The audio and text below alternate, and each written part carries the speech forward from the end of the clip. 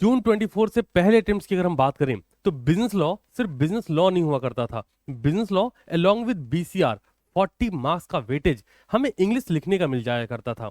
और majority of the students इस वजह से बड़ी स्मूथली बिजनेस लॉ में सिर्फ पास ही नहीं होते थे, एक अच्छा मार्क्स स्कोर करते थे। बट अगर हम बात करें आईसीआई के एंड से तो दिसंबर 23 के अटेम्प्ट में उसने रिजल्ट देके और लॉ में ऐसे नंबर देके दिखा दिया कि भाई लॉ तुम्हें सीए इंटरमीडिएट के लेवल पर पढ़ना पड़ेगा। और यही रीजन है कि जून 24 में आपके पास 2 एक्ट और अराउंड 4 ऐसे नए टॉपिक बिजनेस लॉ में सीए इंटरमीडिएट से इंट्रोड्यूस कर दिए गए हैं। तो एक बड़ा क्वेश्चन रेज होता है सर जून 2024 के लिए how to approach business law, business law के पेपर को अप्रोच कैसे करें, इस पर बात करूंगा। उससे पहले आज दोपहर 2 बजे हम लोग स्टार्ट कर रहे हैं आपके बिजनेस लॉ का एक बड़ा ही खूबसूरत और बड़ा ही नया एक्ट जो सीए इंटरमीडिएट में हुआ करता था, बट अब सीए फाउंडेशन जून 24 के लिए एप्लीकेबल हो जाएगा। निगोशिएबल इंस्ट्रूमेंट एक्ट 1881 आज स्टार्ट करेंगे, यहां फील लीजिएगा, ठीक है।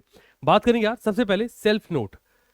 जनाब टीचर आपको पढ़ा देगा, आप उससे मॉड्यूल्स ऐसे अंडरलाइन कर करके पढ़ लेंगे, कुछ नहीं होगा, रिजल्ट फेल ही होगा। क्या करना है आपको, जब टीचर पढ़ा रहा है, अगर मैं आपको पढ़ा रहा हूं, मैं खुद लिख कर आपको पढ़ा रहा हूं, आपको भी नोट्स बनानी चाहिए। बात यहीं खत्म नहीं होगी, इसके साथ साथ आपको सेल्फ नोट्स बनानी चाहिए, मतलब कीवर्ड्स लिखने चाहिए, मॉड्यूल को पूरा रीड करना चाहिए। रीडिंग ऑफ आईसीए मॉड्यूल, ये काम अधूरा छोड़ेंगे तो काम खराब ही होगा। सर ये क्या करें, इससे मार्क्स मिलेंगे? नहीं, इससे आपको नॉलेज मिलेगी लॉ के वर्ड्स की, उसके प्रेजेंटेशन की, उसके कंटेक्स्ट की, एक ब्रॉडर एरिया आप देख पाओगे कि हमें क्या, कितना, कहाँ और कैसे लिखना है। अगर ये नहीं करोगे तो अगेन बात वही है, हमारे माइंड में छोटा छोटा छोटा छोटा डेटा होगा और जो पेपर का नंबर अब 100 हो चुका है, बिजनेस लॉ प्योरली 100 नंबर, वहां लिखने में तकलीफ होगी। तीसरा, राइटिंग प्रैक्टिस। राइटिंग प्रैक्टिस का मतलब लोग समझते हैं राइटिंग प्रैक्टिस बैच, अरे चाचा लिख कर प्रैक्टिस करने की मैं बात कर रहा हूं। आप जितना ज्यादा लिख कर प्रैक्टिस करेंगे, क्लास में भी, सेल्फ नोट्स में भी, जितने भी टेस्ट हो रहे हैं, जितने भी पेपर हो रहे हैं, जो भी रिवीजन हो रहा है, लिख कर प्रैक्टिस करेंगे तो ब्रॉडर इमेज डेवलप होती जाएगी, कंटेक्स्ट मिलता जाएगा और आप लॉ में बहुत अच्छा स्कोर कर पाओगे। अगला, know the meaning of law words. Law के वर्ड्स की मीनिंग पता होनी चाहिए। सर इसके लिए अलग से कुछ करेंगे? नया ना, जब जो चैप्टर, जो एक्ट आप पढ़ रहे हैं उसमें 2 पेज स्टार्टिंग के छोड़ दीजिए, है ना, वहां पे जो नया वर्ड आ रहा है, इंग्लिश में वर्ड मीनिंग पढ़ा था ना, डिक्शनरी होती है ना, सेम वैसा काम करो। मान लेते हैं आज हम निगोशिएबल इंस्ट्रूमेंट एक्ट पढ़ा रहे हैं, इसमें बहुत सारे वर्ड्स हमको मिलते जाएंगे, तो क्या करना है आपको, लाइक इंडोर्समेंट मिला, कुछ भी ऐसे वर्ड्स आ रहे हैं, तो आपको स्टार्टिंग में आपको इंडोर्समेंट, उसकी मीनिंग, लॉ के वर्ड मीनिंग, ऐसा जो भी एक्ट पढ़ना स्टार्ट करें, शुरुआत के 2 पेज छोड़ दीजिए।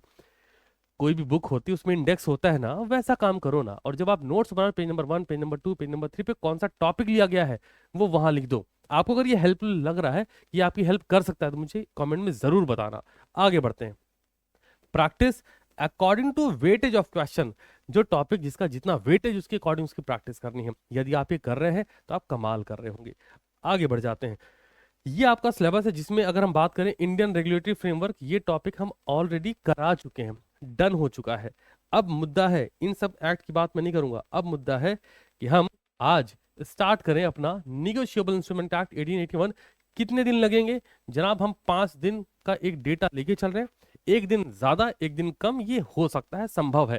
आप अगर कमिटेड रहे ड्यूरिंग लाइव सेशन आज दोपहर 2 बजे, तो आप ये फील लेंगे कि पढ़ा किस लेवल पर जा सकता है। That's all from my side. और मैं उम्मीद करूंगा कि जो अप्रोचेस आपको बताई हैं, सिर्फ आप उसको डे 1 पर नहीं, थ्रू आउट द जर्नी ध्यान रखेंगे। और अगर आप ऐसा कर रहे हैं तो जून 2024 में बिजनेस लॉ वो सब्जेक्ट होगा जो आपको हाईएस्ट स्कोर जरूर से दिला के जाएगा।